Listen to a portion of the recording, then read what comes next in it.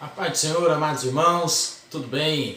Aqui é o Paulo Renato, todos já sabem, você está no canal EBJ, canal da Escola Bíblica Dominical Jerusalém. Eu falo da cidade de Ribeirão Preto, né? Já falei meu nome, Paulo Renato. Eu sou ali co-pastor da Igreja Assembleia de Deus Ministério Jerusalém, aqui na cidade de Ribeirão Preto. Tenho por pastor João Donizete Bardella, né? Pastor presidente também do nosso ministério aqui em Ribeirão. Estamos ligados na convenção CIADEG, lá da cidade de Penápolis. Temos ali como presidente, né, o nosso pastor Jorge Amorim. Que Deus abençoe a todos em Cristo Jesus. Antes de mais nada, já vou falando para você deixar o seu like, né, nesse vídeo, compartilhar aí nas suas redes sociais, ajudar a divulgar o nosso trabalho, a divulgar a palavra de Deus principalmente, né? E se inscreva também no canal e ative o sininho aí para você receber as notificações. Nós estamos aqui dando continuidade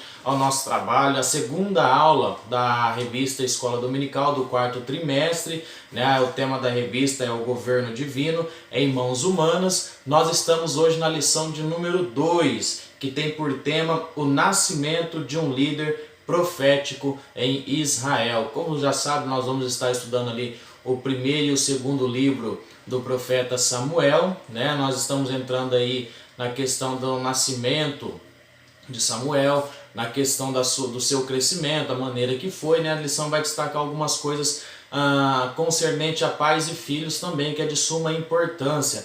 Então não perca, né? Continue conosco até o final aí. Nós vamos passar algumas referências bíblicas, talvez que não contenha na revista. Nós vamos abordar alguns comentários aqui. Eu tenho certeza que nessa aula Deus ele vai ter uma palavra, né, para o teu coração. Então não perca, fique conosco aí, né? Então vamos dar continuidade aqui. Não deixe de lado a sua Bíblia, viu? Fique com ela na sua mão aí para você também estar acompanhando conosco. A revista também é de suma importância, né? O tema da lição, como nós já vimos aqui, um nascimento de um líder profético em Israel. Eu quero aqui nesse tema abordar a questão do líder, né? Do líder, porque o tema fala o nascimento de um líder. Eu, estudando, pesquisando acerca de liderança, eu quero aqui destacar 3 coisas importantes para a gente já entender esse tema aqui, que é fundamental para você que exerce liderança na igreja, seja pastor, seja liderança de algum cargo, né? Seja onde for.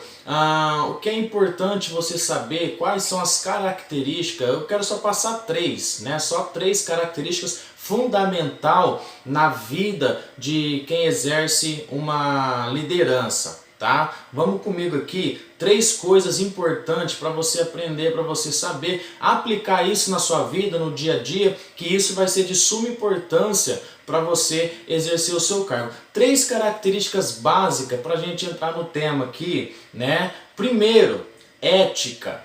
Tá? A primeira característica, a ética, que envolve o quê? O caráter, a integridade de uma pessoa líder.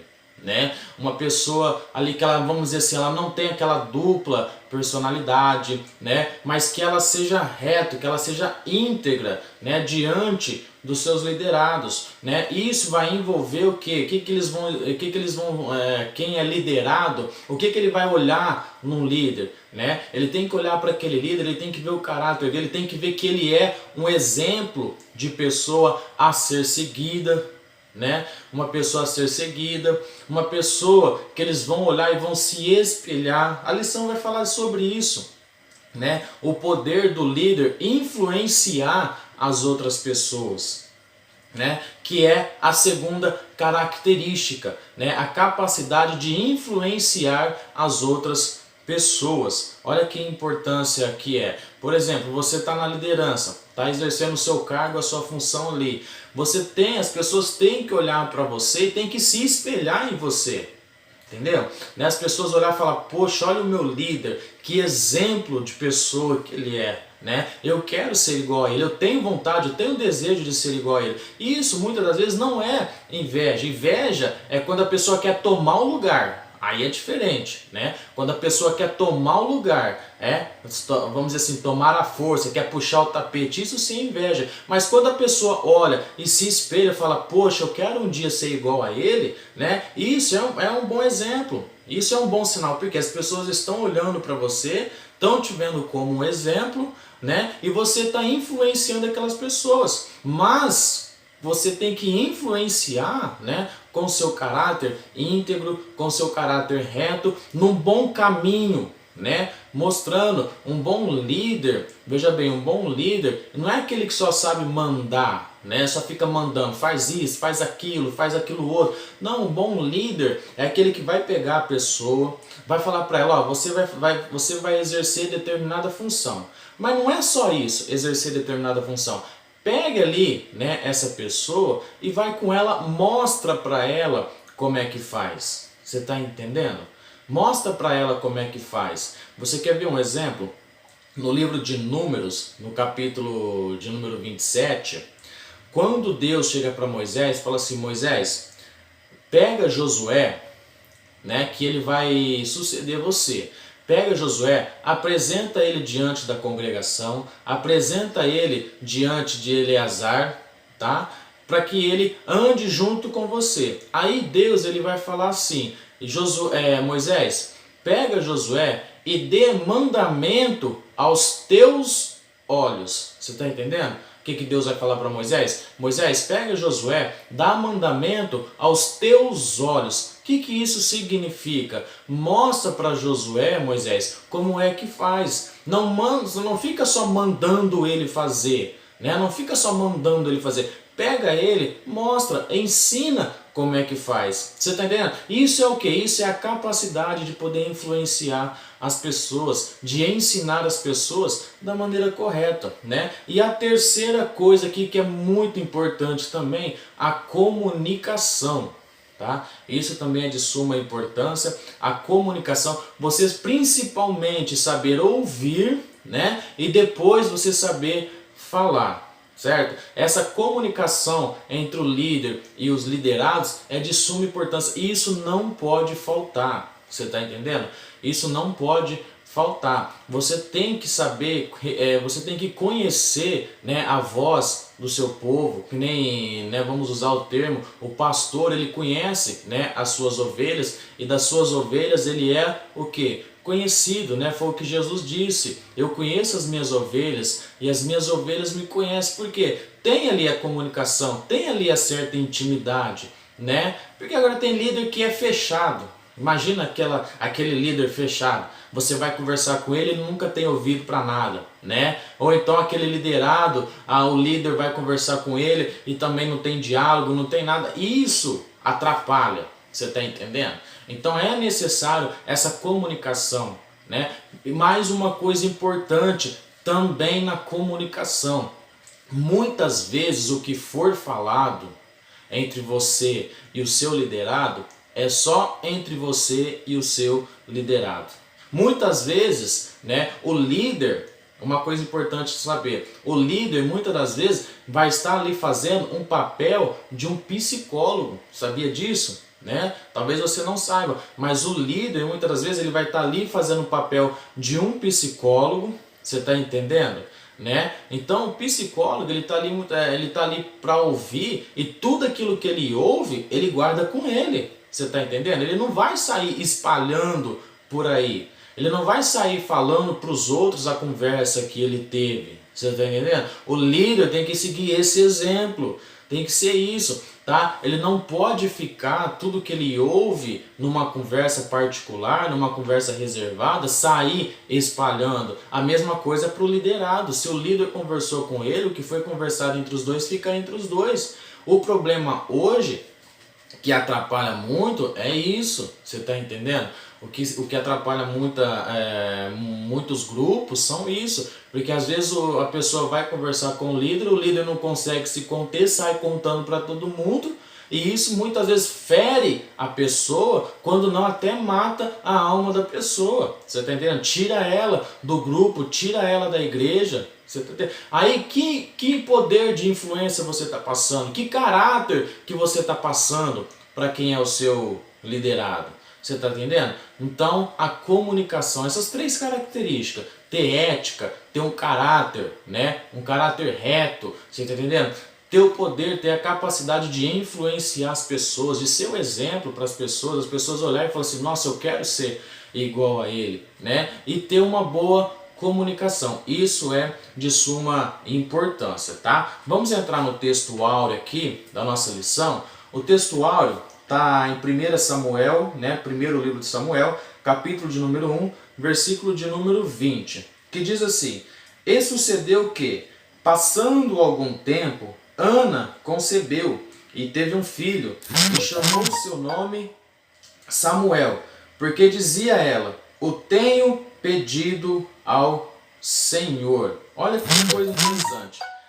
Três coisas que eu quero passar aqui, né? Grifa aí na sua revista, três coisas importantes. O celular está tocando ali, mas não tem problema não, é só uma mensagem, né? É pelo celular que nós estamos gravando aqui. Se Deus abençoar, um dia a gente compra a filmadora, monta um estúdio e fica melhor, né? Graças a Deus. Mas Deus é bom. O importante é falar da palavra do Senhor. No texto áureo, aqui, três coisas que eu quero destacar. Primeira coisa, o texto vai dizer assim, passando algum tempo, né? E sucedeu o que? Passando algum tempo. Grife isso aí na sua revista. Passando algum tempo. Depois você vai grifar assim, e chamou o seu nome, né? Samuel. E no final vai dizer assim, ó, e tenho pedido ao Senhor. Vamos falar sobre essas três coisas. Passando algum tempo. Primeiro, quanto tempo se passou que Ana, né? Para que Ana concebesse, para que Ana desse à luz a Samuel. A revista que ela vai dizer que foi em torno de 24 anos. Você está entendendo? 24 anos Ana orando, perseverando em oração para que ela conseguisse dar à luz a Samuel. O texto vai dizer que Deus cerrou a madre de Ana para que ela não concebesse. Imagina você ficar 24 anos orando, persistindo. Foi o que Ana passou. 24 anos. Nesses 24 anos, o contexto, meu amigo, não foi nada favorável a ela. Por quê? Nós sabemos ali que ela tinha, né, por adversária a Penina, mulher que concebia, né? Eucana olhava para ela e ela já dava luz, né? Vamos dizer assim, né? Ela dava luz fácil. Já a Ana não, tinha sua madre cerrada. E por causa disso, Penina a provocava, né? Penina zombava dela, esnobava ela por ela não conseguir dar a luz. Você tá entendendo? Só que isso, meu amigo, não foi um dia, não foi uma semana, não foi um mês, não foi um ano. A história, o contexto histórico vai dizer que foi 24 anos essa afronta e 24 anos ela buscando em Deus, né? Ela esperando em Deus. Salmo 40 vai dizer o que? Esperei com paciência no Senhor, né? Até que ele se inclinou, ouviu a minha voz. Meu amigo e minha amiga, meus irmãos e minhas irmãs, nós estamos vivendo hoje uma geração, vamos falar assim, né? Uma geração fast food. Você pede agora, daqui 20 minutos está na porta da sua casa, né? Ah, eu quero comer uma pizza. Você vai lá, entra no celular, digita lá pizza, faz o pedido e 20 minutos está aí na sua casa. Com Deus é diferente.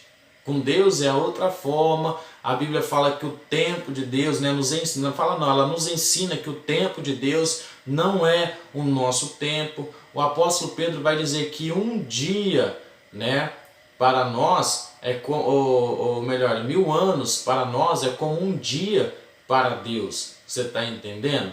Né? Um dia para Deus é 1000 anos para nós. Então o tempo de Deus é diferente, né? É diferente. Nós é que não sabemos esperar. Você está entendendo? Somos nós que não sabemos suportar o momento de Deus para a nossa vida. E perseverar da forma que Ana perseverou. É muito mais fácil hoje a gente desistir, é muito mais fácil hoje a gente abandonar o Evangelho, né, do que ficar esperando o tempo de Deus para a minha vida e para a sua vida. Então Ana, ela soube esperar. E o segredo é o quê? Esperar com paciência. Se não tem paciência, o que o apóstolo Paulo diz? Né? eu também me vanglorio nas minhas tribulações, sabendo que a tribulação, né, gera o que? A paciência. Então, meus amados irmãos, saibamos esperar o tempo de Deus. E esperar como Ana esperou, porque o texto vai dizer que todo ano ela subia à casa do Senhor para adorar. Todo ano ela subia à casa de Deus, né? Ela ia ao templo para buscar ao Senhor. Então ela foi, durante esses 24 anos, ela foi buscando. Ela não desistiu daquilo que ela queria. Ela tinha convicção e ela não desistiu. Outra coisa importante também, né? Ana concebeu e teve um filho e chamou o seu nome Samuel. Olha isso aqui que é interessante, né? E chamou o seu nome. Se nós pegarmos, vamos para a gente entender, se nós pegarmos aqui algumas epístolas do apóstolo Paulo, ele sempre vai escrever assim, ó, Paulo, né, servo de Jesus Cristo, ou Paulo, chamado para ser apóstolo, Paulo, apóstolo do Senhor. Você vê que Paulo, ele sempre vai se preocupar em colocar o nome dele antes da sua credencial. O que eu quero que vocês entendam com isso aqui, né? O que eu quero que vocês entendam? Irmãos, hoje tem muita gente preocupada com as suas credenciais, com os seus cargos, com os seus títulos dentro da igreja. Isso é lindo, isso é maravilhoso, né? Quando Deus nos honra, quando Deus nos coloca em certo ofício, mas a gente tem que entender que antes de tudo isso vem o nosso nome, tá? O nosso nome. Não adianta nós termos os melhores títulos, os melhores cargos, se o nosso nome, né, não é bem visto aos olhos da sociedade, se o nosso nome não é bem visto aos olhos da igreja, de Deus. Você está entendendo? Não vai adiantar os cargos que nós temos se o nosso nome, né, se nós não zelarmos pelo nosso nome. Quando eu falo do nosso nome, pela nossa personalidade, pelo nosso caráter, pela nossa ética, você está entendendo? Porque muito mais vale isso, né? Mais vale isso do que os títulos e os cargos. Você está entendendo? Então, que nós possamos aprender a valorizar, né, o nosso nome, não ter o nosso nome sujo na boca das pessoas. E olha lá o fulano, ó, olha lá o ciclano, é pastor, é presbítero, né? Mas olha a vida dele, totalmente torta, totalmente diferente. Você está entendendo? Então mais vale você zelar pelo teu nome, tá? Pelo teu nome. Quando eu falo do seu nome, falo do seu caráter, falo da sua personalidade, tá? E a segunda coisa aqui, pedido, né? E dizia ela, o tenho pedido ao Senhor, né? O que a palavra de Deus fala? Pedir, pedir e dar-se-vos-á.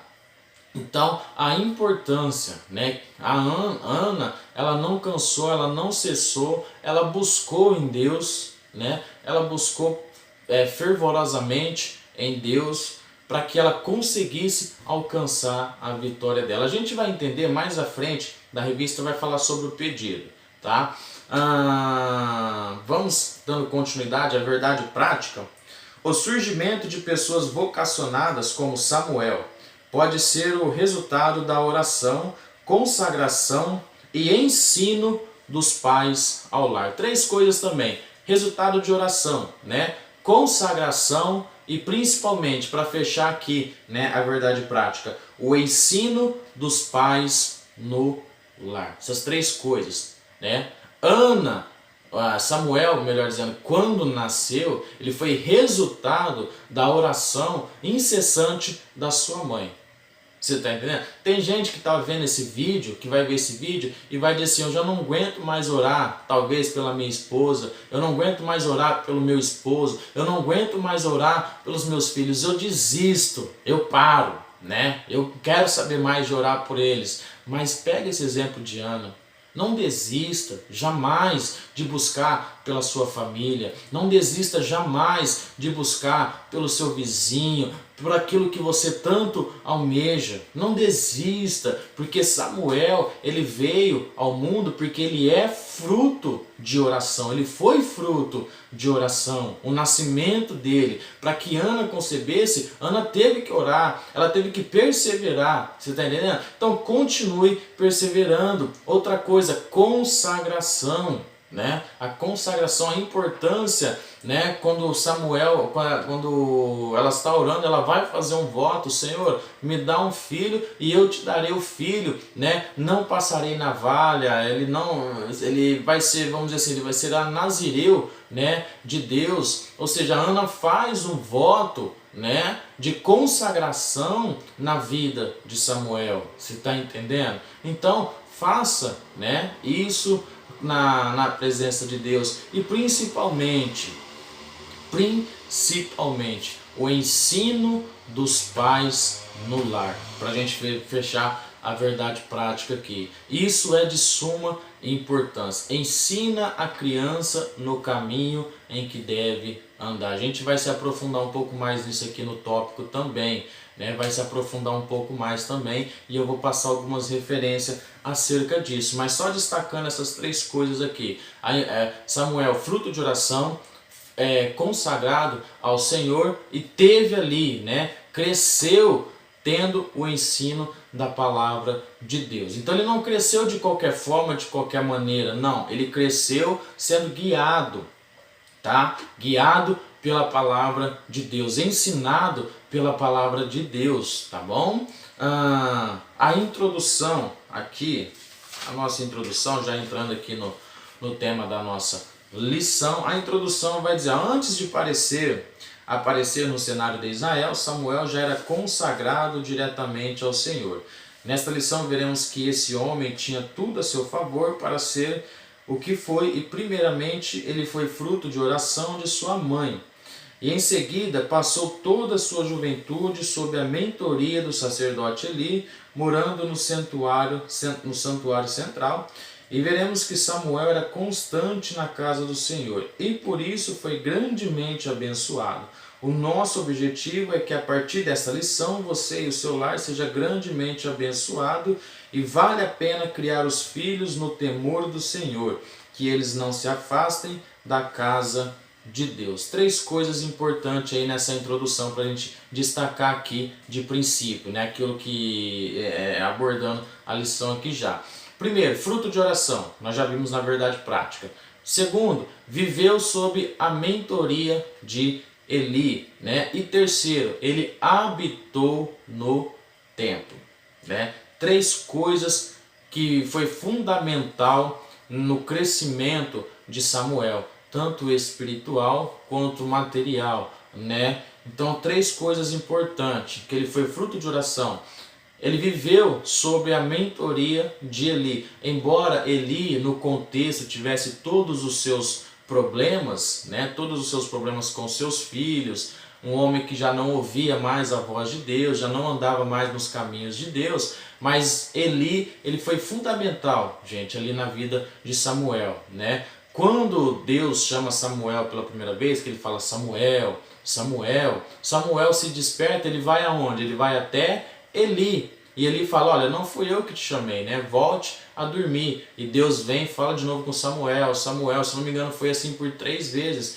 até que Eli entendeu a situação, falou assim: Samuel, eu acho que eu me lembro dessa voz. Quando você ouvir de novo, né? Quando você ouvir essa voz de novo, diga, né? Fala, Senhor, que o teu servo ouve. Ou seja, então ele foi fundamental para ensinar ali, né? Para ensinar algumas coisas a Samuel, para que ele crescesse, para que ele tivesse experiência, para que ele reconhecesse as suas experiências com Deus. Então ele foi fundamental, embora no contexto ele seja um sacerdote que desviou dos caminhos de Deus, honrou mais os seus filhos do que o Senhor, mas ele foi sim, né, de suma importância na vida e no crescimento ali de Samuel no âmbito espiritual, para auxiliá-lo, ajudá-lo, ensiná-lo nas suas experiências com Deus. Muitas vezes a gente olha para certas pessoas, né, e a gente quer distância. A gente quer se afastar dessas pessoas, mas não despreze ninguém, independente da sua conduta, da sua forma, como anda, né? Mesmo que não estejam muitas vezes no caminho de Deus, mas sempre tem alguém ali, sempre tem coisas boas, né? Que nós possamos aprender com essas pessoas. E o terceiro, para a gente fechar, ele habitou no templo, né? O salmista Davi vai dizer o seguinte: olha, uma coisa eu pedi ao Senhor e a buscarei, para que eu possa habitar todos os dias no seu templo. Tá? Então veja a importância. Hoje tem muitas pessoas, né, que infelizmente ligam a sua televisão, ligam o seu computador, né, e fazem o seu culto em casa. O culto doméstico ele é essencial, tá? Não ele é indispensável, certo? Ele é de suma importância na nossa vida. Mas, irmãos, é necessário sim, né, nós voltarmos a congregarmos na igreja, a ter comunhão uns com os outros, você está entendendo? A habitar mais na casa do Senhor. Deixar de ser aquele crente domingueiro que só quer ir na igreja domingo, né? E no domingo à noite ainda não vai numa escola dominical, não vai num culto de ensino, não vai numa quinta ou numa sexta, né? Só quer saber de ir no domingo. Mas por que no domingo? Ah, no domingo é mais fervoroso, no domingo a igreja é mais cheia. Não, irmãos, o fervor, né, tá na palavra de Deus. A fé vem por ouvir e ouvir a palavra de Deus. Então é de suma importância estar em comunhão com os irmãos. Você está entendendo? Ó, quão suave é que os irmãos habitem em união, junto, tá entendendo? O segredo da igreja primitiva para que ela crescesse, para que ela alavancasse, foi o quê? Que os irmãos estavam unidos em tudo, né? Tinha um só pensamento ali, e isso fez com que a igreja crescesse, porque eles estavam juntos em todos os momentos. Ali vai dizer que era no partir do pão, era nas orações, né? Em tudo eles tinham todas as coisas em comum. Então é necessário, né, a igreja, é necessário o crente, o cristão, ele está, né, enraizado na igreja. Não ser também, né, aquelas pessoas que ficam pulando de galho em galho, né, vai para lá, vem para cá e não sabe para onde vai, não sabe na onde fica. Não, cria raiz na sua igreja, tenha intimidade com o seu pastor, né? Tenha comunhão com os seus irmãos ali, habitem, né, dentro da casa de Deus. É claro, nós sabemos que é Deus, família e a igreja, tá? Mas é de suma importância ali você estar dentro do templo. Entrando aqui no tema, primeiro tópico, são 3 subtópicos. O primeiro vai falar o ambiente familiar de Samuel. O segundo tópico, Samuel, fruto de oração. E o terceiro tópico, a dedicação de Samuel. O primeiro tópico aqui, aonde Samuel nasceu, né? O primeiro subtópico aqui, aonde Samuel nasceu. Aqui vai envolver algumas questões geográficas, a cidade onde ele nasceu, onde ficava localizado. A gente não vai entrar muito nesse contexto aqui, mas a gente vai abordar um negócio interessante nesse primeiro tópico aqui, ó. No capítulo 1 do primeiro livro de Samuel, vemos que o lar onde ele nasceu não era perfeito. Estudiosos do costume bíblico afirmam que nas famílias dos homens de Deus do passado havia os mesmos problemas que hoje, ou seja, aquilo que tinha no passado está relacionado com tudo aquilo que está acontecendo hoje. Não é diferente. A gente vai ver aqui, ó, conflitos e maus tratos, poligamia, rivalidade entre irmãos e oposição entre pais e filhos, e também estavam presentes nas famílias daquela época. Tais fatos, porém, não anularam o projeto de Deus para a família de Samuel. Vamos destacar isso daqui. O contexto naquela época, os maus tratos, os conflitos entre os irmãos, as oposições entre pais e filhos, né? A poligamia, tá? A gente vai entender mais sobre poligamia aqui no segundo tópico, né? No segundo subtópico aqui. Tudo isso, tudo que tinha esses problemas na sociedade daquela época, até mesmo no lar de Eucana, né, no lar de Ana, nós vimos ali que existia poligamia, a gente vai entender isso aqui melhor, e existia ali os conflitos de Ana e Penina. Então Samuel ele vai crescer, né, nesse lar aqui, ele vai ficar ali até ele ser desmamado, depois ele vai ser levado ao templo, né, isso por volta ali quando ele tinha 3, 4 anos de idade, mas ele vai ser gerado nesse lar. Mas o que eu quero que você entenda? Que o tópico aqui ele vai encerrar dizendo que nada disso impediu o agir de Deus na vida de Samuel. Eu quero frisar algo interessante aqui. Tem gente que às vezes se preocupa. Poxa, um lar todo destruído, né? Um lar e eu estou aqui dentro de casa, eu vou na igreja, eu oro, eu busco e o meu lar ele é destruído. Deixa eu falar uma coisa, nada disso vai impedir o agir de Deus na sua vida. Você está entendendo? Nada disso, né? E eu quero dizer para você o seguinte, que vai ser através da sua vida, né? Através de você que Deus vai operar, né? Dentro da sua casa. Vamos ver aqui duas referências bíblicas, anota aí. A primeira está em Lucas capítulo 9, versículos 52 e versículo 53. Lucas capítulo 9, versículos 52 e 53. No contexto ali, Jesus vai chegar para os seus discípulos e vai dizer assim, ó, desce a Samaria e avisa que eu há de passar por lá e que eu irei pousar lá. Quando os discípulos retornam, eles falam assim, mestre, o povo de Samaria não o recebe, né? Eles não querem o Senhor lá. Isso desagradou a Deus, né?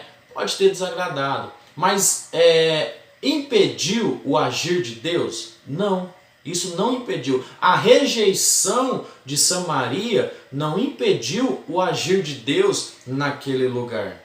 Você está entendendo? Vamos ver isso aqui, vamos entender isso aqui, né? Quando Jesus quis passar por Samaria, eles rejeitaram, eles não deixaram Jesus entrar em Samaria.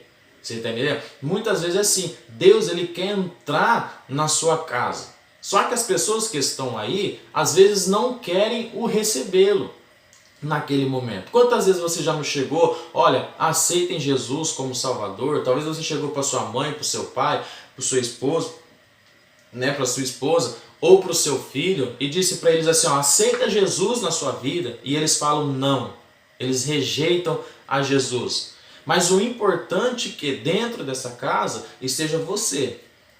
Isso é importante. Por quê? Vamos ver agora outra referência em João, capítulo de número 4, o versículo 7, né? O versículo 7, o versículo 28 até o versículo 30. Olha esses versículos. João capítulo 4, Jesus, a Bíblia Sagrada diz que eles estavam retornando, né, para Galiléia e era necessário passar por Samaria. Olha como é que a história já mudou, né? Era necessário ele passar por Samaria. Então, quando ele chega ali ao poço, né, do poço de Jacó, ali em Sicar, que ele manda os seus discípulos descer até a cidade, comprarem comida, ele fica ali. E o texto vai dizer que vem uma mulher samaritana, começa a conversar com Jesus, né? Aí Jesus fala para ela, olha, dá-me de beber, e ela vai dizer, olha, quem é você, né? Como assim você sendo judeu pede a mim algo de beber, vendo que eu sou mulher samaritana? E ali Jesus começa a conversar com ela no contexto. Aquela mulher então, o texto vai dizer que ela deixa o seu cântaro e ela vai retornar para onde? Para a sua cidade, em Samaria. E quando ela entra em Samaria, ela anuncia ao povo, olha, eu tenho visto aquele que é o Cristo. E o que acontece? Todo mundo dá ouvido à voz daquela pessoa, né? Dá ouvido à voz daquela pessoa e vai até Jesus. E quando eles vão até Jesus, eles chamam Jesus. Fala, Jesus, vem e fique conosco. E ali Jesus fica 2 dias, né? E o texto vai dizer que muitos naquela cidade creram em Jesus. Talvez a sua família nesse momento não está com o coração aberto, com o coração preparado para aceitar Jesus. Mas através da sua vida, né, através de você, é aquilo que nós falamos no princípio, aquelas 3 coisas que envolvem o líder, envolvem você nesse momento. O seu caráter, né, o seu poder de influenciar, né, e a sua comunicação com eles. Nesse momento, vai ser de suma importância, né? Isso vai ser de suma importância, né, dentro do seu lar. Porque se Jesus não conseguiu entrar no coração delas, direto, vamos dizer assim, de uma forma direta, através da sua vida, como foi o caso aqui de Samaria, né, como foi o caso, como é no caso aqui da história aqui, né, nos lares daquela época, que eram lares perturbados, você está entendendo? Mas nada disso impediu o agir de Deus na vida de Samuel, nada dessas coisas que está acontecendo no seu lar nesse momento vai impedir o agir de Deus na sua vida, e através da sua vida, Deus vai alcançar aqueles outros, né? Então, nada, talvez você está pensando assim, nossa, eu vou abandonar minha casa, né? Vou abandonar minha igreja está cheia de conflito, na minha casa está cheia de conflito, isso aqui não é lugar para mim. Não, permaneça aí aonde você está. A Bíblia fala, fique naquilo que fosse chamado, fique onde você está. Você está entendendo? Fica onde você está, porque através da sua vida, Deus vai operar na vida de outras pessoas, tá? O segundo subtópico aqui, a bigamia presente. A bigamia. O autor do livro de Samuel pontua que Eucana tinha 2 mulheres, uma prática que feria o princípio bíblico, posto que esse nunca foi o ideal de Deus para a família, né? Embora fosse tolerado pela lei. Alguns homens na Bíblia foram polígamos, mas tiveram consequências gravíssimas. Abraão, Jacó, Gideão, Davi e principalmente aqui Salomão, né? Então, veja bem, Eucana, ele tinha suas 2 mulheres. A poligamia, onde surgiu a poligamia? A poligamia, ela vai surgir ali em Gênesis capítulo 4, versículo 19, num homem chamado Lameque. Se você ler Gênesis 4, 19, o texto vai dizer, e tomou para si Lameque 2 mulheres, uma chamada Ada e outra chamada Zilda. Então, a partir daquele momento ali, que se começa, né, o ato da poligamia. Coisa que o comentarista foi muito feliz aqui, quando ele diz que isso feria os princípios, né, os princípios de Deus. Gênesis capítulo 2, versículo 24, ali vai dizer que Deus criou, né, a mulher. Não é bom que o homem, né, fica só, falei para ti uma adjuntora, né? Então você vê que Deus, no princípio, quando ele cria o homem, ele cria uma só mulher para aquele homem. A intenção de Deus no princípio, né, e vale para os dias de hoje também, é que o homem viva somente com uma mulher. O que acontece? Vamos pegar no princípio ali, a partir do momento, no contexto ali de Abraão. Nesse período, a história vai dizer que existia um código chamado de Hammurabi ou Hammurabi, né? Como você queira aí. Esse código, ele tinha alguns artigos, ele tinha algumas leis que regia a sociedade, né, que fazia parte da cultura naquela época. E esse código de Hammurabi, ele tinha um dos seus artigos, ele dizia o seguinte, que se o homem casasse com uma mulher e ela fosse estéril, esse homem ele tinha 2 opções. Ou ele separava da mulher, tá? Ou então ele pegava a serva dessa mulher, se deitava com ela e concebesse ali com ela um filho. Esse filho passava a ser então, né, do casal, tá? Então a serva, ela poderia, vamos dizer assim, ela poderia servir como se fosse uma barriga de aluguel, usando o contexto de hoje. Isso no código de Hammurabi. E isso ele vai passar a fazer parte da cultura naquela época. Tanto, pega o exemplo de Abraão, né? Abraão e Sara não concebia, o que eles fizeram? Pegaram Agar, serva de Sara, deitou com ela, teve ali Ismael, né? Então isso vai passando ao decorrer do tempo a fazer parte da cultura do povo naquela época, esse código. Porém, aqui o texto vai dizer que ele foi tolerado, né? Ele foi tolerado por Deus. Vamos usar assim a expressão, né? Deus meio que fez vista grossa para aquela situação ali. Só que aquele tal negócio, né? Lá em Gálatas vai dizer que Deus, ele não se deixa escarnecer. Aquilo que o homem planta, ele também o que? Colhe. Qual foi a consequência dessas escolhas? Desses homens que foram polígamos, desses homens que tinham duas mulheres? Eles tiveram as suas consequências, né? Vamos pegar aqui o exemplo de Abraão e Sara. Quando a Agar concebeu, deu à luz a Ismael, o texto vai dizer que Sara passou a ser desprezada pela sua serva. Então ela teve as suas consequências por causa dessa escolha. Ela teve esses problemas, né? Vamos pegar aqui o exemplo de Salomão, tá? Vamos pegar aqui o exemplo de Salomão. Lá no primeiro livro dos Reis, capítulo de número 11, no versículo 1 e o versículo 3, vai dizer que Salomão, né, ele tomou para si várias mulheres. Ele casou com várias mulheres, né, a qual ele fazia acordo com os reis ali e, né, como selamento daquele acordo, ele pegava as mulheres ali, as filhas daqueles reis, casavam com ela. Só que o versículo de número 3 do capítulo 11 do primeiro livro dos Reis ali, vai dizer que essas mulheres perverteram o coração de Salomão. E Salomão passou a ser o que? Um rei, né? Um homem idólatra. Ficou cego, se desviou, né? Dos caminhos de Deus. Isso nós temos que aprender, irmãos, né? Isso aprender com esses erros. Às vezes as pessoas acham que é vantagem, mas não é. Jesus, ele deixou bem claro isso. Ele deixou bem claro. Quer ver? O livro de Marcos, capítulo de número 10 e o versículo de número 6.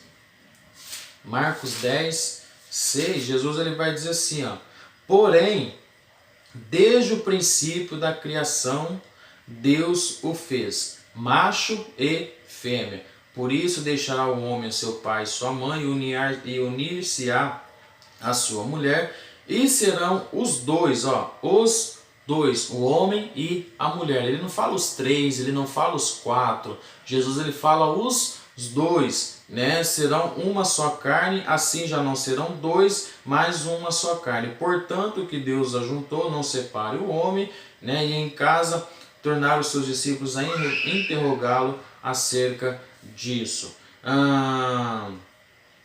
O versículo 11: e ele lhe disse: qualquer que deixar a sua mulher e casar com outra, adultera contra ela. E se a mulher deixar o seu marido e casar com outro, ela o adultera contra ele. Você está entendendo? Então, aquilo que Deus fez no princípio,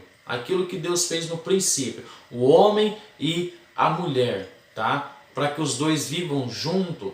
Ao decorrer do tempo, né, a história foi mudando, o contexto histórico foi mudando, só que quando Jesus vem, ele vai retomar o plano do princípio. Você está entendendo? Ele vai retomar, ele vai trazer à memória do povo aquilo que era no princípio, né? Porque o povo vai chegar ali, é lícito da repúdio, né, da carta de repúdio para a esposa, e Deus vai falar, por causa da dureza do coração, né, do homem. Mas não foi assim no princípio. O princípio, né, criou ali o homem e a mulher. Não criou os homens e a mulher, ou o homem e as mulheres. Não, criou o homem e a mulher, né, os dois juntos, e ambos serão uma só carne, tá? Lá em 1 Timóteo capítulo 3, versículo 1 e o versículo 2, vai dizer: convém que o bispo seja irrepreensível, marido de uma só mulher. Você está entendendo? Então o plano de Deus é esse, é o homem e a mulher. No Antigo Testamento ficou muito claro que isso, embora fazia parte da cultura, isso foi totalmente assim, trouxe totalmente consequências horríveis para quem fez aquelas escolhas, né? Tentou habitar naquela situação ali, andar daquela maneira ali. Então a poligamia é algo inaceitável nos dias de hoje. Homem, né, é um homem e uma mulher, tá? E vice-versa. Hoje, infelizmente, né, Tem casais aí que um homem vive com 2 mulheres, uma mulher vive com 2 homens. Isso é totalmente inaceitável e totalmente fora da palavra de Deus, tá? Partindo aqui, uma família piedosa, né? Apesar de todas as querelas presentes na família de Samuel, há um destaque especial para o seu lado piedoso. De ano em ano subia todos à casa do Senhor para o adorar. Siló era o centro religioso da nação, que distava em Betel, 18 quilômetros do norte. Essa família subia para prestar culto ao Senhor dos Exércitos, né? Apesar das dificuldades, pais e filhos não devem deixar de ir à casa de Deus, pois ali Deus fala conosco no tocante à piedade. Paulo diz que ela é proveitosa para tudo. A palavra piedade do grego, né, eusebeia,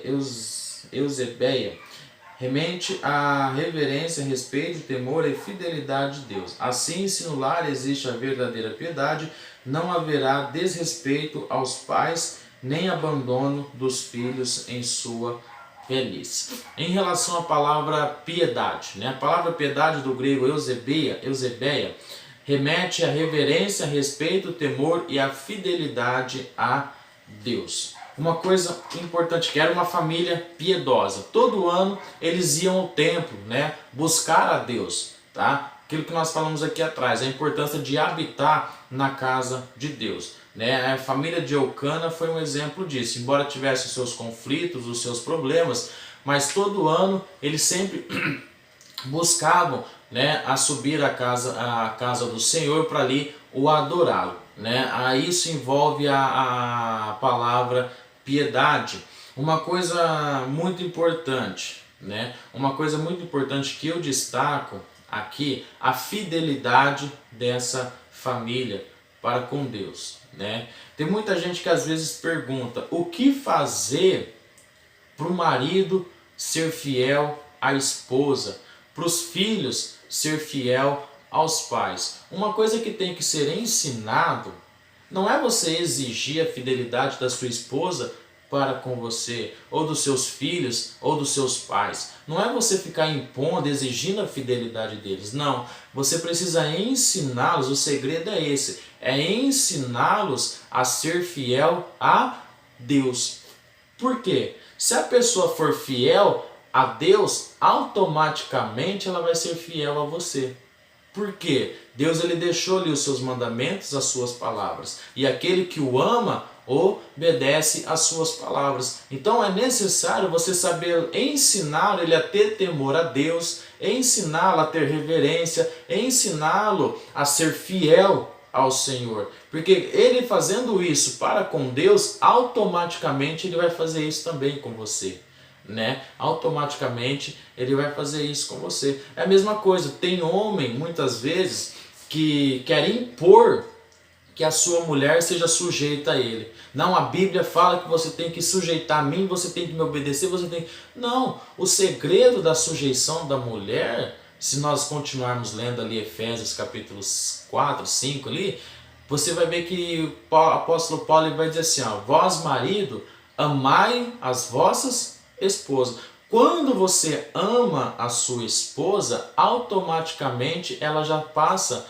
a sujeitar a você, ela já passa a respeitar você. Você está entendendo? Então é dessa mesma forma para com Deus. Eu quero que a minha esposa seja fiel a mim, que o meu esposo seja fiel a mim, eu quero que os meus filhos me obedeçam. Ensina eles a ser fiel a Deus. E isso vai acontecer automaticamente como consequência, ele sendo fiel a você. Então, a importância que uma família piedosa, uma família que temia a Deus, uma família que reverenciava a Deus, uma família que buscava a Deus. Então é importante isso aqui nas famílias hoje, voltar a buscar. A família hoje, irmãos, ela está sendo abandonada. A família hoje, ela está vivendo em uma sociedade que oprime. Nós temos visto aí aquilo que a sociedade quer impor nas famílias. Estão tirando a autoridade dos pais, né? Estão tirando ali aquela união, aquela comunhão, né? Hoje você vê numa casa, às vezes a mãe está na cozinha, o pai está na sala, né? No celular, os filhos nos quartos, no celular. Então você vê que tudo isso, né? Tá destruindo lares, destruindo família, né? E estão deixando de lado a importância de buscar a Deus. Estão deixando de lado a importância de buscar em primeiro lugar o reino de Deus e a sua justiça. Quer ter uma família abençoada? Quer ter uma família abençoada? Passe a colocar Deus no centro da sua casa. Passe a colocar Deus no centro da sua vida, né? Coloque Deus em primeiramente em tudo naquilo que você faz. E pode ter certeza que a sua família ela vai crescer, né, na presença de Deus. O que Josué disse para o povo? Ora, escolhei hoje, né, a quem servais, né? Porém eu e a minha casa serviremos a quem? Ao Senhor. E nós vimos ali que a família de Josué foi uma família abençoada, foi um povo abençoado, né? Só que hoje nós estamos deixando de lado isso, estamos buscando mais as coisas do mundo e deixando as coisas de Deus de lado. Mas que nós possamos resgatar. Segundo subtópico, Samuel, fruto de oração. A humildade de Ana, né? A humildade de Ana. Uma mulher cristã, espiritual, sempre busca sabedoria para proceder com prudência como mulher piedosa. As características de Ana aqui que vai dizer nesse primeiro subtópico aqui do segundo tópico, né? Que ela era uma mulher cristã, espiritual e sempre busca sabedoria para proceder com prudência como mulher piedosa. Uma característica que eu destaco aqui em Ana, no momento, nas adversidades dela, foi o autocontrole, né? E a humildade que essa mulher teve. O autocontrole. Por quê? Imagina você ficar 24 anos ali, sendo afrontado, né, pela sua adversária, no caso a Penina, né, sendo afrontado, olha, você não dá filho, você não presta para nada, você não serve para nada, você não é ninguém. Imagina recebendo afronta todo esse tempo. E ali o contexto vai dizer que em nenhum momento Ana revidou, em nenhum momento Ana quis partir para agressão, seja verbal, seja física. Isso na vida de Ana demonstra o quê? Um autocontrole, sabedoria, né, para resolver as situações. Você está entendendo? Vamos dizer assim, como diz o contexto, né? Como ovelha muda foi levado ao matadouro. Então Ana preferiu diante de Penina se calar. Ana preferiu diante de Penina ficar na dela, recebendo as afrontas ali, né? E quando ela foi aos pés do Senhor, aí sim ela desabafou. Ela desabafou para a pessoa certa, ela desabafou para Deus. Porque quando Eli vai chegar ali e falar, mulher, aparta do teu vinho, ela fala, não estou embriagada, né? Não tenha a tua serva por filha de Belial. Pelo contrário, eu estou colocando para fora, né, toda a minha amargura, né, toda a minha angústia diante de Deus. Então tudo que ela sofria, ela não descontava, ela não revidava em Penina. Pelo contrário, ela ia no templo e ali ela expunha toda aquela situação diante de Deus. Só que hoje, né, isso vem se perdendo. Hoje as pessoas já não têm esse autocontrole, né? Esse autocontrole no momento da afronta, acha que é para evitar, né? Acha que é para descontar, acha que é para vingar depois, né? Fica armando ciladas para se vingar depois. E não é dessa forma, dessa maneira, né? Não é desse jeito, né? É você sabendo ali ter a humildade, como ovelha muda, né? Como ovelha muda. No livro de Êxodo, se não me falha a memória, em que Deus vai chegar para Moisés e vai dizer, Moisés, né, peça ao povo que cale, né? Peça ao povo que se cale nesse momento, porque eu pelejarei por vós. Você está entendendo? Então tem momentos na nossa vida que nós temos que ficar calado, ficar mudo, né? Porque às vezes uma palavra que a gente fala pode trazer consequências depois, né? Então Ana, ela teve isso, o autocontrole, ela foi humilde, né? E ali o texto vai dizer no livro de Provérbios que a mulher sábia, ela edifica a sua casa, mas a tola a derruba. Então tenha sabedoria no seu lar, né? Como mulher, tenha sabedoria. Casamento, família, nós sabemos que tem os seus conflitos. Nós sabemos, não é um mar de rosa, todo dia você vai chegar e vai estar lindo, maravilhoso. Vai ter os seus problemas, vai ter, né, aqueles dias maus, que nem o apóstolo Paulo fala, revestir de toda a armadura de Deus, para que possais resistir nos dias maus. Então os dias maus vêm num casamento, vêm numa família, você está entendendo? Então tudo isso é necessário ter o quê? Sabedoria. Autocontrole, né? Quem não tem sabedoria, peça a Deus, porque Ele dá deliberadamente e não faz acepção de pessoas, tá? O segundo subtópico aqui, Ana e sua amargura de alma, né? Aqui vai dizer o seguinte: nossas amarguras e ansiedade devem ser colocadas perante o soberano Senhor. Isso foi o que Ana fez, como eu citei aqui no subtópico anterior, né? Ana esteve diante do Senhor, expôs a Ele toda a sua amargura, expôs a Ele toda a sua situação. Então Ana, ela soube controlar a sua ansiedade.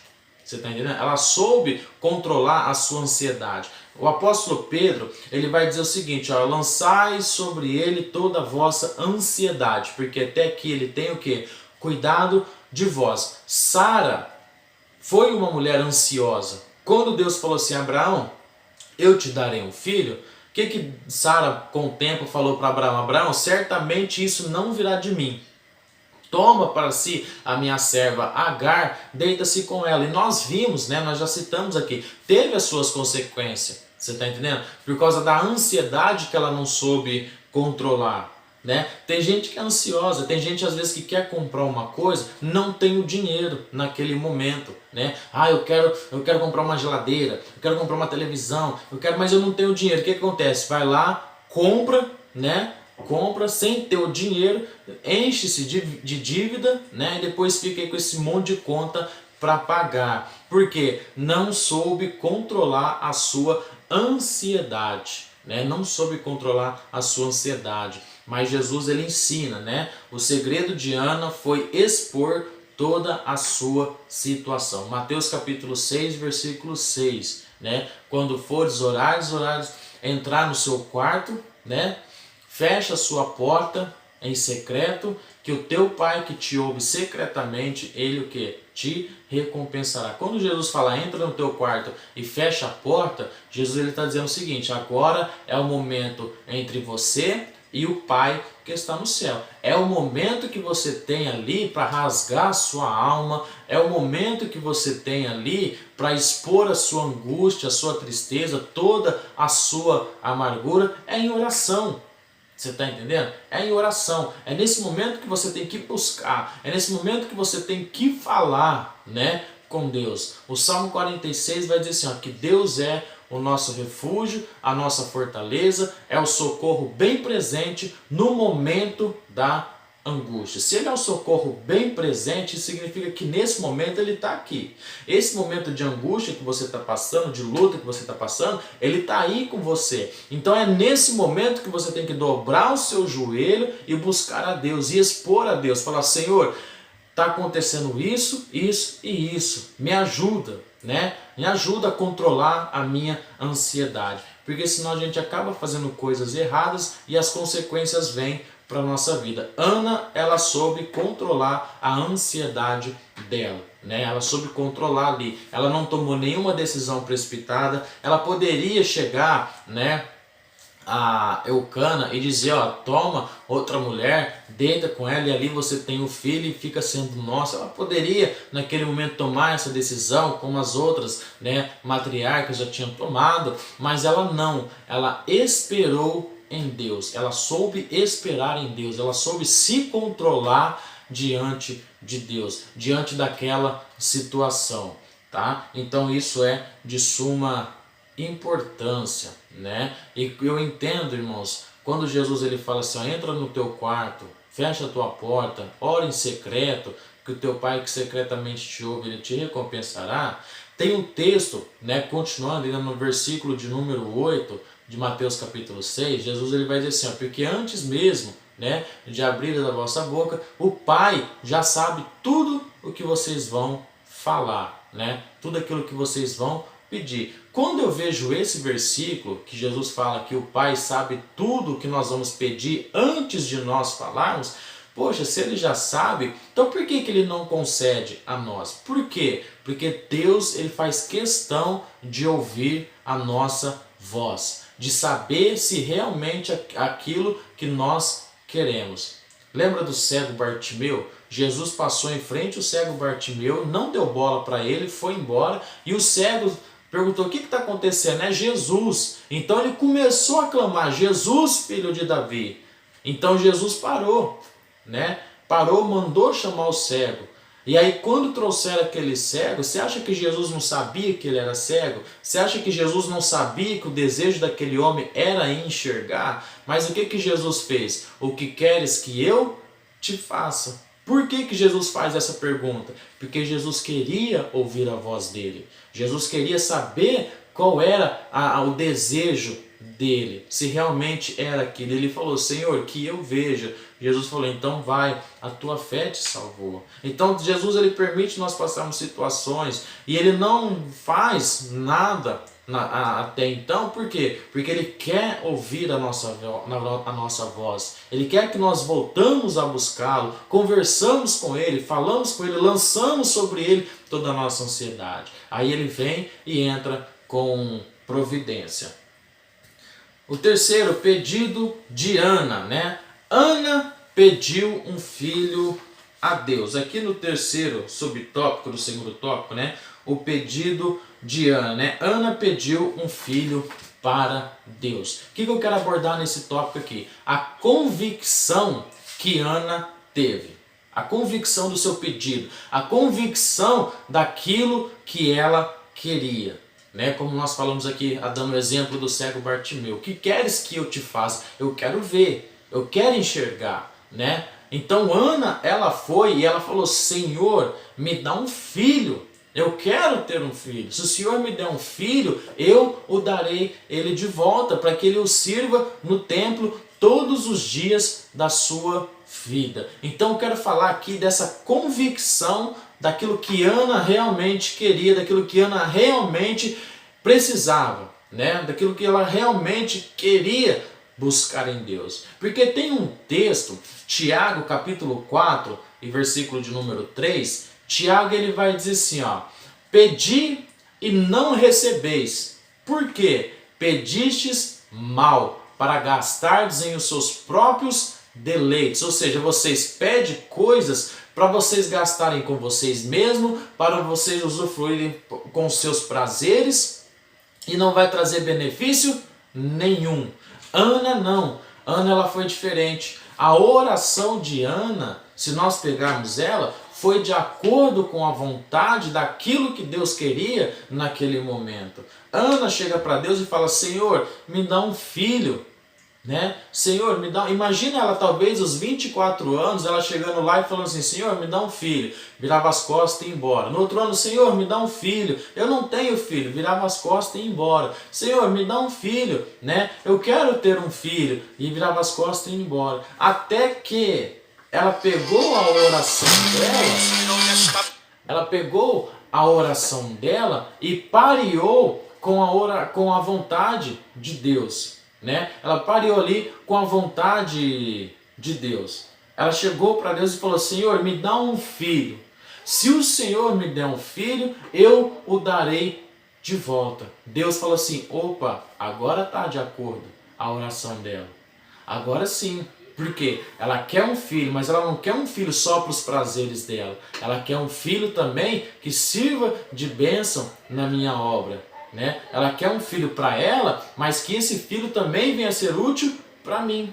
Você está entendendo? Muitas vezes é assim. Às vezes nós pedimos um carro, um exemplo. Senhor, me dá um carro, mas a gente quer um carro para a gente passear, a gente quer um carro para viajar, a gente quer um carro para ficar indo para baixo para cima, né? Aí chega um irmãozinho na igreja, pede uma carona. Ô irmão, eu tô sem, eu não tenho como eu ir embora, tá chovendo, a minha casa é longe, você não me dá uma carona? Aí você pega aquela pessoa, né, e fala assim, ó, eu não vou te dar carona, se você quiser, vai a pé. Quer dizer, você pediu a Deus tanto um carro, mas para quê? Para os seus próprios prazeres, né? Não pedir um carro pensando, né, em ajudar talvez um próximo. É por isso que muitas vezes Deus ele enxerga lá na frente, né? Ele enxerga lá na frente. E muitas vezes nós pedimos coisas que às vezes vai trazer benefício só para nós. E na hora que for para servir de bênção na vida de alguém, a gente vai fazer o quê? Vai reter, né, aquele momento ali, vai negar a ajudar alguém, tá? Mas Ana,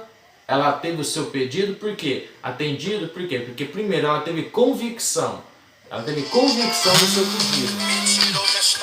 Segundo, além dela ter convicção do seu pedido, ela também colocou a vontade dela junto com a vontade de Deus, tá? Vamos aqui então, o terceiro tópico, a dedicação de Samuel, né, que vai falar acerca do nascimento, né? Samuel cresceu, fortaleceu-se e confiou no Deus Todo-Poderoso, como indica o seu nome, né? Aqui vai falar acerca do contexto, do significado do nome de Samuel, que é Shemuel, né? Shemuel, ouvindo Deus, ou Shamuel, né? O seu nome é poderoso. Mas o importante em destacar aqui é que Samuel ele cresceu, fortaleceu-se e confiou no Deus Todo-Poderoso.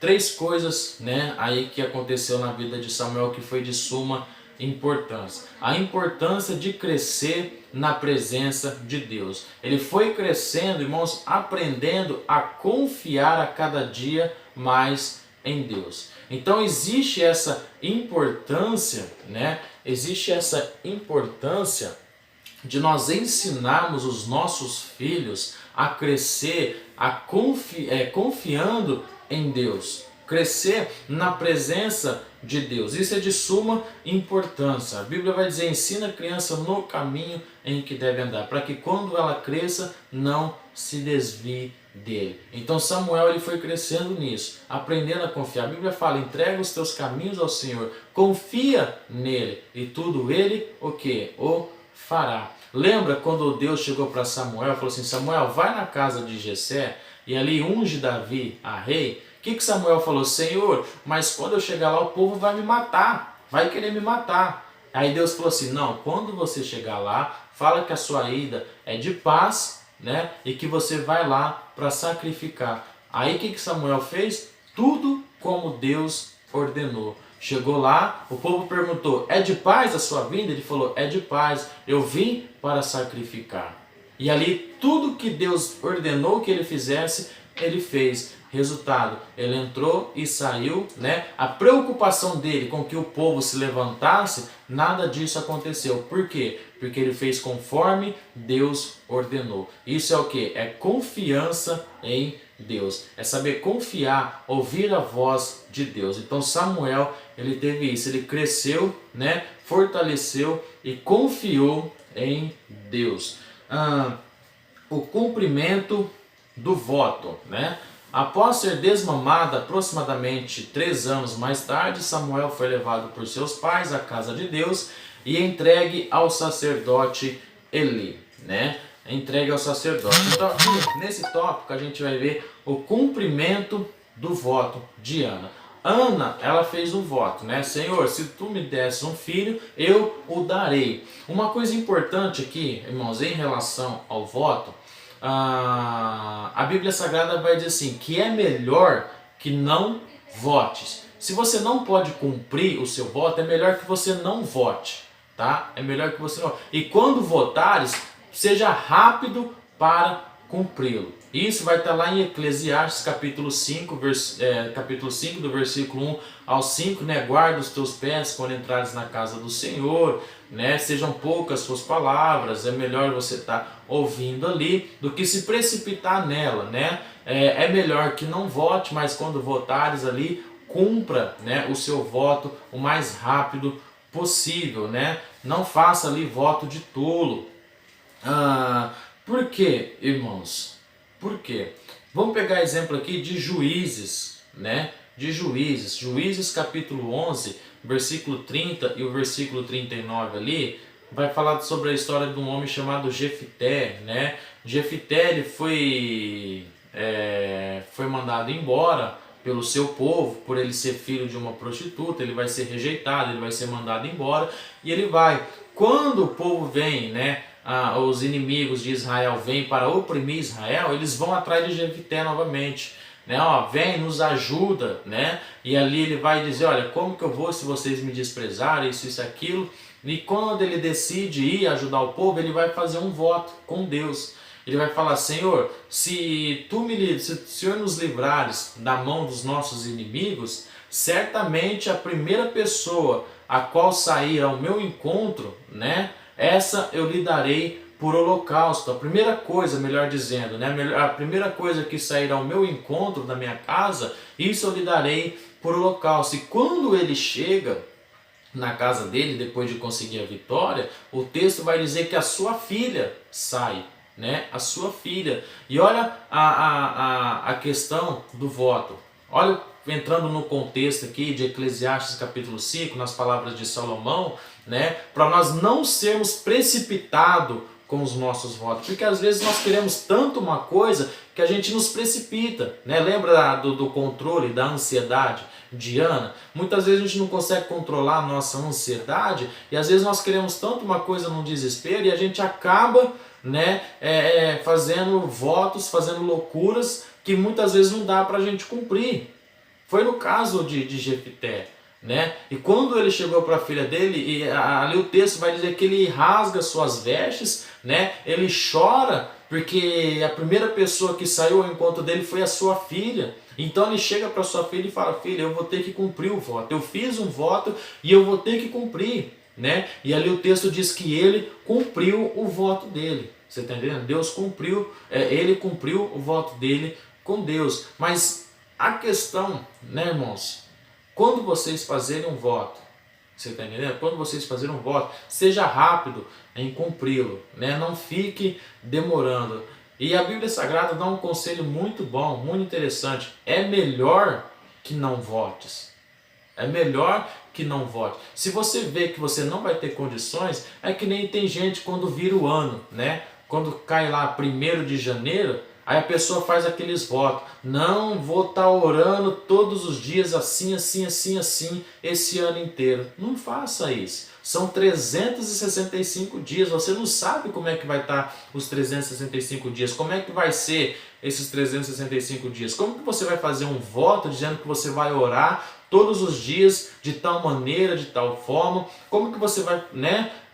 Eu vou fazer esse ano, vai ser ano de campanha, que não sei o que. Gente, não façam votos de tolo. A Bíblia Sagrada diz que melhor é que não votes do que votar e não ter como cumprir. Depois a dedicação de Samuel, né? O último subtópico aqui. Como é bom quando os pais se dedicam às coisas de Deus e, consequentemente, mostram aos seus filhos, na prática, uma vida de devoção sincera. Veja, né, como é bom quando os pais se dedicam e ensinam os seus filhos a se dedicarem também. Por que que hoje tem muitos filhos que estão se perdendo, né, na violência, nas coisas, já não respeitam mais os pais? Por quê? Os pais deixam seus filhos crescer de qualquer forma, de qualquer maneira. Os pais deixam seus filhos crescer à solta, né? Por aí, não se preocupam, né? E ensinar os seus filhos. Presta atenção, nós já falamos aqui na primeira aula, nós abordamos isso. Ele foi imprudente com os seus filhos. E quem que Deus cobrou? Cobrou o próprio Eli, né?